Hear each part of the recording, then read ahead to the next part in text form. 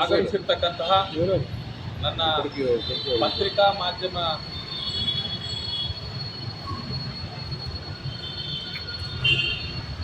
ಮಾಧ್ಯಮದವರಿಗೆ ನಮ್ಮ ಸಂಘಟನೆ ಪರವಾಗಿ ನನ್ನ ನಮಸ್ಕಾರಗಳನ್ನು ತಿಳಿಸುತ್ತಾ, ಈ ದಿನದ ಪತ್ರಿಕಾ ಹೇಳಿಕೆ ಕಳೆದ 5-6 ದಿನಗಳ ಹಿಂದೆ ಒಬ್ಬ ಹರೀಶ್ ಅಂತಕ್ಕಂಥ ಗಿರಾಕಿ ನನ್ನ ವೈಯಕ್ತಿಕ ವಿಚಾರವನ್ನು ಎತ್ತಿ ಮಾತಾಡಿರುವುದರ ಸಲುವಾಗಿ ಈ ದಿನ ನಮ್ಮ ಕರ್ನಾಟಕ ಜನನಿರ್ಣಯ ವೇದಿಕೆ ವತಿಯಿಂದ ನಾವು ನಮ್ಮ ಪದಾಧಿಕಾರಿಗಳು ಈ ದಿನ ಪತ್ರಿಕಾಗೋಷ್ಠಿಯನ್ನು ಕರೆದಿರ್ತಕ್ಕಂಥ ವಿಚಾರ ಇಷ್ಟೇ. ಹರೀಶ್ ಅಂತಕ್ಕಂಥ ಒಬ್ಬ ಗಿರಾಕಿ ಪತ್ರಿಕಾ ಮಾಧ್ಯಮ ಮುಖಾಂತರ ಅವರ ಪರಿಚಯ ಮಾಡ್ಕೊಳ್ಳೋಂಥ ಸಂದರ್ಭದಲ್ಲಿ ಪ್ರಾರಂಭದಲ್ಲೇ ಪತ್ರಿಕೆ ಮಾಧ್ಯಮದವ್ರಿಗೆ ದಿಕ್ಕು ತಪ್ಪಿಸ್ತಕ್ಕಂಥ ಕೆಲಸ ಮಾಡ್ತಾನೆ. ಯಾವ ರೀತಿ ಅಂತಂದರೆ, ತನ್ನ ಅಕ್ಕಪಕ್ಕ ಕೂತ್ಕೊಂಡಿದ್ದಂಥವರನ್ನು ಪರಿಚಯ ಮಾಡೋಂಥ ಸಂದರ್ಭದಲ್ಲಿ ಒಬ್ಬ ವ್ಯಕ್ತಿಯನ್ನು, ಸಾಮಾನ್ಯ ಪ್ರಜೆಯನ್ನು ಒಂದು ಗ್ರಾಮ ಪಂಚಾಯಿತಿ ಅಧ್ಯಕ್ಷರು ಅಂಥೇಳಿ ಜನರಿಗೆ ಮತ್ತು ತಮಗೆ ದಿಕ್ಕು ತಪ್ಪಿಸ್ತಕ್ಕಂಥ ಮಾಹಿತಿಯನ್ನು ನೀಡ್ತಾರೆ. ಅಂಥ ವ್ಯಕ್ತಿ ನನ್ನ ವೈಯಕ್ತಿಕ ವಿಚಾರದ ಬಗ್ಗೆ ಮಾತಾಡಿದಾಗ ಆತ ಹೇಳ್ದಂಗೆ ಒಂದಂತೂ ಸತ್ಯ ಹೇಳಿದ್ದಾನೆ. ಯಾವ ವಿಚಾರದಲ್ಲಂದರೆ, 15 ವರ್ಷ ದುಡ್ದಿದ್ಯಾ ನೀನು ಅಂತ. ಅದಕ್ಕಾಗಿ ನಾನು ಕೊಡ್ತಕ್ಕಂಥ ಟೈಟ್ಲ್ ಆತನಿಗೆ ಹರೀಶ ಅಂತಕ್ಕಂಥ ಹೆಸರನ್ನ ಹಿಂದೆ ಮತ್ತು ಮುಂದೆ ಸತ್ಯ ಹರಿಶ್ಚಂದ್ರ ಅಂತ ಇಟ್ಕೊಂಡ್ರೆ ಬಹುಶಃ ತಪ್ಪಾಗಲಾರ್ದೇನೋ. ಈ ದಿನ ನಾನು ಮಾತಾಡ್ತಕ್ಕಂಥ ವಿಚಾರ ಏನಪ್ಪ ಅಂತಂದರೆ, ಮೊನ್ನೆ ನಮ್ಮ ಹಿರಿಯ ಪತ್ರಕರ್ತರಾಗಿರ್ತಕ್ಕಂಥ ವಿ ಶಿವಾರೆಡ್ಡಿರವರನ್ನು ನಮ್ಮ ಸಂಘಟನೆಯ ರಾಜ್ಯ ಪ್ರಚಾರ ಸಮಿತಿ ರಾಜ್ಯಾಧ್ಯಕ್ಷರಾಗಿ ಕಾರ್ಯಕಾರಿಣಿ ಸಮಿತಿಯಲ್ಲಿ ಇಟ್ಟು ನಮ್ಮ ಪದಾಧಿಕಾರಿಗಳ ನೇತೃತ್ವದಲ್ಲಿ ಅವರನ್ನು ಸೇರ್ಪಡೆ ಮಾಡ್ಕೊಳ್ತೀವಿ. ಅಂಥ ಸಂದರ್ಭದಲ್ಲಿ ನಾನು ಸಾರ್ವಜನಿಕ ವಲಯದಲ್ಲಿ ಕೇಳ್ಪಟ್ಟಂಥ ಮಾತುಗಳನ್ನು ಇಲ್ಲಿ ನಾನು ಮಾತಾಡಬೇಕಾಗ್ತದೆ. ಕಾರಣ ಏನಂತಂದರೆ, ನಾನು ಒಂದು ಸಂಘಟನೆಯ ರಾಜ್ಯಾಧ್ಯಕ್ಷನಾಗಿರ್ತೀನಿ. ಜೊತೆಗೆ ಈ ಕ್ಷೇತ್ರದ ಬಂಗಾರಪೇಟೆ ವಿಧಾನಸಭಾ ಕ್ಷೇತ್ರದ ಸಂಪೂರ್ಣ ಪರಿಚಯ ನನಗಿರುತ್ತೆ. ಕಾರಣ ಏನಂತಂದರೆ, ಬಂಗಾರಪೇಟೆ ವಿಧಾನಸಭಾ ಕ್ಷೇತ್ರದ ಉದ್ದಗಲಕ್ಕೂ ಪೂರ್ವ, ಪಶ್ಚಿಮ, ಉತ್ತರ, ದಕ್ಷಿಣ ಓಡಾಡಿರ್ತಕ್ಕಂಥ ವ್ಯಕ್ತಿ ನಾನಾಗಿರೋದು ನಿಜ, ಜಗಜ್ಜಾಹಿರು. ಇಂಥ ಸಂದರ್ಭದಲ್ಲಿ ನನಗೆ ಆತ ಹೇಳ್ತಾನೆ, ನೀನು ನಮ್ಮ ನಾಯಕರ ಹತ್ರ ಬರೋಕ್ಕೆ ಮುಂಚೆ ನೀನೇನಾಗಿದ್ದೆ ಅಂತ ಹೇಳ್ತಾರೆ. ನಾನು ಒಬ್ಬ ರೈತನ ಮಗ. 5 ಎಕರೆಗೆ ಆಲೂಗಡ್ಡೆಯನ್ನು ಉಳಿರ್ತೀವಿ. ಅದಕ್ಕೆ ಮೊದಲನೇ ಬಾರಿ ಅದಕ್ಕೆ ನೀರು ಹಾಯಿಸಬೇಕಾದ್ರೆ ಅದ್ರ ಕಷ್ಟ ಏನಂತ ನನಗೆ ಗೊತ್ತಿರುತ್ತೆ. ನನ್ನದೇ ಆದಂಥ ಒಬ್ಬ ಸಂಬಂಧಿ ಒಬ್ಬರು ಫೋನ್ ಮಾಡ್ತಾರೆ, ಹೊಸ ವ್ಯಕ್ತಿ ಈ ಕ್ಷೇತ್ರಕ್ಕೆ ಬರ್ತಾ ಇದ್ದಾರೆ, ದಯಮಾಡಿ ನಿನಗಿರ್ತಕ್ಕಂಥ ನಾಲೆಡ್ಜನ್ನು ಚುನಾವಣೆಯಲ್ಲಿ ಪ್ರಚಾರ ಮಾಡೋದ್ರ ಮುಖಾಂತರ ಅವ್ರ ಗೆಲುವಿಗೆ ನೀನು ಶ್ರಮಿಸಬೇಕು ಅಂತ ಹೇಳ್ಬಿಟ್ಟು ಒಬ್ಬ ಮಾಸ್ಟ್ರು ನನಗೆ ಕರೆ ಮಾಡ್ತಾರೆ. ಹೆಸರು ಬೇಡ, ನಮ್ಮ ಸಂಬಂಧಿನೇ. ಹಾಗಾಗಿ ನಾನು ಆತನ ಮಾತಿಗೆ ಮತ್ತು ನಮ್ಮ ಕುಟುಂಬದ ಮಾತಿಗೆ ಹೋಗೊಟ್ಟು ನಮ್ಮ ತಂದೆ ನೀರು ಕಟ್ತಾರೆ ಅಂತ ಸಂದರ್ಭದಲ್ಲಿ ನಾನು ನೀರು ಕಟ್ಟೋದನ್ನು ಅಲ್ಲಿ ಆ ಚೆನಿಕೆಯನ್ನು ಅಲ್ಲಿ ಹಾಕಿ ಅಲ್ಲಿಂದ ನಾನು ಬರ್ತೀನಿ. ಬಂದು ಕುವೆಂಪು ಸರ್ಕಲಲ್ಲಿ ಒಂದು ಕ್ಯಾಂಟರ್ ಹತ್ಕೊಂಡವನು 2010, 2013, 2018, 2023 ಇಷ್ಟು ಸಾರ್ವತ್ರಿಕ ವಿಧಾನಸಭಾ ಚುನಾವಣೆಯಲ್ಲಿ ಸಂಪೂರ್ಣವಾಗಿ ಮತ ಕೇಳಿರ್ತಕ್ಕಂಥ, ಈಗ ಹೇಳ್ತೀನಿ, ಆ ಪಕ್ಷ ಯಾವುದು ಅಂತಂದರೆ ಕಾಂಗ್ರೆಸ್ ಪಕ್ಷದ ನಿಷ್ಠಾವಂತ ಕಾರ್ಯಕರ್ತನಾಗಿ ಕೆಲಸ ಮಾಡಿರ್ತೀನಿ. ಹಾಗಾಗಿ ಕೆಲಸ ಮಾಡಿ ಈಗ ಕೆಲವೇ ದಿನಗಳಲ್ಲಿ ಬಹುಶಃ ಆ ನಾಯಕರಿಗೂ ನನಗೂ ಇರ್ತಕ್ಕಂಥ ವೈಯಕ್ತಿಕ ವಿಚಾರ, ದುಡ್ದಿರ್ತಕ್ಕಂಥವ್ರು ನಾನು, ದುಡ್ಸ್ಕೊಂಡಿರ್ತಕ್ಕಂಥವ್ರು ಅವರು ಬಿಟ್ಟರೆ ಈ ವ್ಯಕ್ತಿ ಯಾರು, ಈ ಗಿರಾಕಿ ಯಾರು? ಈ ಗಿರಾಕಿ ಡಿ ಕೆ ರವಿರವರು ಸತ್ತಂಥ ಸಂದರ್ಭದಲ್ಲಿ ತಾಲೂಕು ಆಫೀಸ್ಗೆ ಕಲ್ಲೊಡೆದಂಥ ಗಿರಾಕಿ. ಈಗಾಗಲೇ ಹಲವಾರು ಪ್ರಕರಣಗಳು ಇತ್ತ ಮೇಲೆ ದಾಖಲಾಗಿದೆ, ಇಲ್ಲ ಅಂತ ನಾನು ಹೇಳೋದಿಲ್ಲ. ದಾಖಲೆ ಇದೆ ನನ್ನ ಬಳಿ ದಾಖಲೆ ಇದೆ. ಈತ ಯಾರು, ಈತನ ಮೇಲೆ ಯಾವ್ಯಾವ ಪ್ರಕರಣಗಳು ದಾಖಲಾಗಿದೆ ಅನ್ನೋದಕ್ಕೆ ದಾಖಲೆ ನನ್ನ ಬಳಿ ಇದೆ. ಹಾಗಾಗಿ ಮತ್ತೊಂದು ಮಾತನ್ನು ಹೇಳ್ತಾನೆ, ನನಗೆ ಮನೆ ಕಟ್ಟಿಸ್ಕೊಟ್ರು ಅಂತ ಹೇಳ್ತಾರೆ. ನನಗೆ ಮನೆ ಕಟ್ಟಿಸ್ಬೇಕಾದ್ರೆ ಅದನ್ನ ಬಹುಶಃ ಬೇರೆ ಕೆಲಸ ಮಾಡ್ತಕ್ಕಂಥ ಮೇಸ್ತ್ರಿಗೆ ಎಷ್ಟು ಕೂಲಿ ಅಥವಾ ಕಲಿಸ್ಕೊಡ್ತಕ್ಕಂಥ ವ್ಯಕ್ತಿಗೆ ಎಷ್ಟು ಕೂಲಿ ಅಂತಕ್ಕಂಥದ್ದು ಗೊತ್ತಿಲ್ಲ.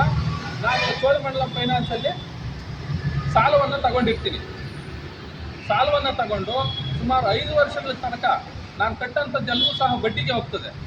ತದನಂತರ ನಾನು ಆ ಸಾಲವನ್ನು ಮನೆ ಕ್ಲಿಯರ್ ಮಾಡ್ತೀನಿ, ಸಾಲ ತೀರುವಳಿ ಸಹ ಮಾಡಿರ್ತೀನಿ. ಮನೆ ನನಗೆ ಯಾವುದೇ ರೀತಿ ಮನೆ ಬಂದಿಲ್ಲ. ಮನೆ ನಾನು ಸಾಲ ಮಾಡಿ ಕಟ್ಟಿರ್ತೀನಿ. ಹಾಗಾಗಿ ತಮ್ಮ ಗಮನಕ್ಕೆ ಮಾಹಿತಿಯನ್ನು ಕೊಡ್ತಾ ಇದ್ದೀನಿ. ತದನಂತರ ಮತ್ತೊಂದು ಮಾತನ್ನು ಹೇಳ್ತಾರೆ,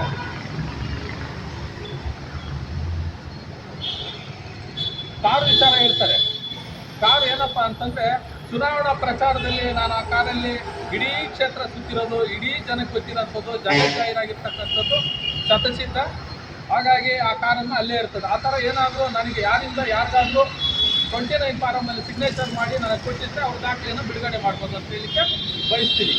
ಇದ್ರ ಮಧ್ಯದಲ್ಲಿ ವಿಚಾರ ಏನಪ್ಪ ಅಂದರೆ, ನೀನು RTI ಕಾರ್ಯಕರ್ತ ಅಂತ ಹೇಳ್ತಾನೆ. ನಾನು RTI ಕಾರ್ಯಕರ್ತ ಅಂತಂದರೆ ಸಂವಿಧಾನದಡಿನಲ್ಲಿ ಬಂದಿರತಕ್ಕಂತಹ 2005 6/1 7/1 ಅಡಿಯಲ್ಲಿ ಪ್ರತಿಯೊಬ್ಬ ಸಾರ್ವಜನಿಕರು ಮಾಹಿತಿ ಕೇಳ್ತಕ್ಕಂಥದ್ದು ಸರ್ವೇ ಸಾಮಾನ್ಯ. ನಾನು ಮಾಹಿತಿ ಕೇಳಿ ಯಾರಿಂದಾದರೂ ಮನಿ ಅಥವಾ ಇತರೆ ಆಕಾಂಕ್ಷೆಗಳಿಗೆ ಏನಾದರೂ ಆಸೆಗಳಿಗೆ ಒಳಪಟ್ಟಿದ್ರೆ ಅದರ ದಾಖಲೆ ಏನಾದರೂ ಇದ್ದರೆ ಬಿಡುಗಡೆ ಮಾಡ್ಬೋದು. ಆ ಥರ RTI ಹಾಕೋದಕ್ಕೆ ಅವಕಾಶ ಮಾಡಿಕೊಟ್ಟಿದ್ದೆ ಹರೀಶ. CDP ಆಫೀಸಲ್ಲಿ ನೀನು RTI ಹಾಕೋ ಗಂಗಾಧರನ, ಎಲ್ಲಿದೆಯಾ ನೀನು ಅಂತೇಳಿ ಕೇಳಿದಾಗ ಇಂಥ ಕಡೆ ಇದ್ದೀನಿ, ಬೇಗ ಬಾ ಇಂಥ ಲೇಡಿ ಇಷ್ಟು ವರ್ಷಗಳಿಂದ ಕೆಲಸ ಮಾಡ್ತಾ ಇದ್ದಾರೆ, ಒಂದೇ ಕಡೆ ಕೆಲಸ ಮಾಡ್ತಾ ಇದ್ದಾರೆ, ಇಂಥವ್ರು ಕೇಳು ಅಂದ್ಬಿಟ್ಟು ಒಂದು ಚೀಟಿಯಲ್ಲಿ ಕೊಟ್ಟಂಥ ವ್ಯಕ್ತಿ ಆತ್ನೇನೆ. ನಾನು ಅದು ಹಾಕಿದ್ದು ನಿಜಾನೇ. ತದನಂತರ ನನಗೆ ಒಂದು ವಾರದ ನಂತರ ಫೋನ್ ಮಾಡ್ತಾರೆ, ಇಲ್ಲ ಅವ್ರು ಈಗಾಗಲೇ ನಾವು ಹೇಳೋ ಥರ ಕೇಳ್ತಾ ಇದ್ದಾರೆ, ನೀನು ಅದ್ರ ವಿಚಾರಕ್ಕೆ ಪ್ರಥಮ ಮೇಲ್ಮನಿನೂ ಹೋಗಬೇಡ ಅಥವಾ ದಾಖಲೆನೇ ಕೇಳಬೇಡ, ದಯವಿಟ್ಟು ಕೈ ಬಿಡು ಅಂತಂದ್ರು. ಸರಿನಪ್ಪ, ನೀವು ಹೇಳಿದ್ಮೇಲೆ ಆಯಿತು, ನಿಮ್ಗೆ ಒಳ್ಳೇದಾಗೋದಾದ್ರೆ ಆಗಲಿ ಅಂತೇಳಿ ಅದನ್ನು ನಾನು ಅಲ್ಲಿಗೆ ಕೈ ಬಿಟ್ಟಿರ್ತೀನಿ. CDP ಆಫೀಸರ್ ಮೇಲೆ ಹಾಕಿದಂಥ ವ್ಯಕ್ತಿ ಇದನ್ನೇ ಹಾಕ್ಸಿದ್ದು RTI, ನಾನಲ್ಲ. ತದನಂತರ ಇನ್ನೊಂದು ವಿಚಾರ ಏನಪ್ಪ ಅಂತಂದರೆ,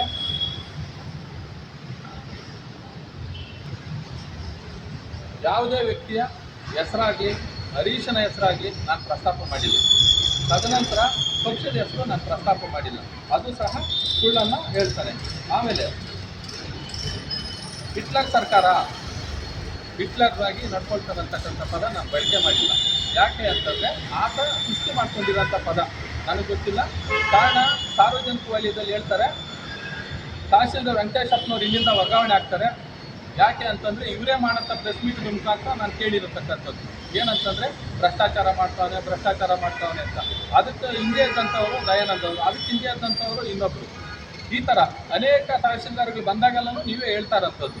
ಈಗ ಮಹಿಳಾ ತಹಸೀಲ್ದಾರ್ ಇದ್ದಾರೆ, ನಿಮ್ಗೆ ಯಾವುದೇ ರೀತಿ ಭ್ರಷ್ಟಾಚಾರ ನಡೀತಾ ಇಲ್ಲ, ಸಂತೋಷ. ಇವರೆಲ್ಲ ಇದ್ದಾಗ ಭ್ರಷ್ಟಾಚಾರ ನಡೀತಾ ಇತ್ತು, ಹಾಗಾಗಿ ನೀವು ಪ್ರೆಸ್ ಮೀಟ್ ಮಾಡಿದ್ದೀರಿ. ಹಾಗಾಗಿ ನಾನು ಹೇಳಿರ್ತಕ್ಕಂಥದ್ದು ಸಾರ್ವಜನಿಕರು ಹೇಳಿರ್ತಕ್ಕಂಥ ಮಾತು. ತದನಂತರ ಕೊಟ್ಟಿರ್ತಾರೆ, ಹಣ ಸಹಾಯ ಮಾಡಿರ್ತಾರೆ ಅಂತಕ್ಕಂಥ ಮಾತನ್ನು ಹೇಳ್ತಾನೆ ಹರೀಶ್ ಅವರು. ನನಗೆ ನೀನು ನಿನ್ನ ಮನೆಯಿಂದ ಆರ್ಥಿಕವಾಗಿ ಕ್ಯಾಶ್ ಏನಾದರೂ ತಂದು ಧನ ಸಹಾಯ ಅಂತೇನಾದರೂ ಮಾಡಿದರೆ, ಈ ರೀತಿ ಇದ್ದಂಥ ಫೋಟೋಗಳು ಯಾವುದಾದ್ರೂ ಇದ್ದರೆ ನನಗೆ ತೋರಿಸ್ಬೋದು, ಅಥವಾ ಚೆಕ್ ಏನಾದರೂ ಕೊಟ್ಟಿದ್ರೆ ನಾನು ತೋರಿಸ್ಬೋದು. ಅದರಿಂದ ಮಾನ್ಯ ಹರೀಶ್ ಅವ್ರಿಗೆ ಈ ಮಾತನ್ನು ಹೇಳಿಕ್ಕೆ ಬಯಸ್ತೀನಿ. ಇನ್ನೂ ನಿನ್ನ ಬಗ್ಗೆ ಹಲವಾರು ವಿಷಯಗಳಿದೆ. ಮುಂದಿನ ದಿನಗಳಲ್ಲಿ ಇದೇ ರೀತಿ ನೀನು ಲೋಕಾಯುಕ್ತರು ಬಂದು ಇಲ್ಲಿ ಕಾರ್ಯಕ್ರಮ ಮಾಡಿದಾಗ ಅವ್ರ ವಿರುದ್ಧ 2ನೇ ದಿವಸ ವಿರುದ್ಧ ನೀನು ಪತ್ರಿಕಾಗೋಷ್ಠಿ ಮಾಡ್ತೀಯ.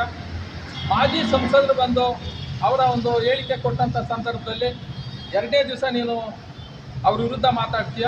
ಅಷ್ಟೊಂದು ದೊಡ್ಡ ಮಟ್ಟಕ್ಕೆ ಬೆಳೆದಿರ್ತಕ್ಕಂಥ ನಾಯಕ ನೀನು. ಮುಂದಿನ ದಿನಗಳಲ್ಲಿ ಇನ್ನೂ ಮೇಲ್ಮಟ್ಟಕ್ಕೆ ಹೋಗೋ ತೊಂದರೆ ಇಲ್ಲ. ಇನ್ನೂ ದುಡ್ದಿದ್ದವ್ರು ಇದ್ದಾರಪ್ಪ, ಅವ್ರು ಮಾತಾಡಲಿ, ನಾನು ಮಾತಾಡ್ತೀನಿ.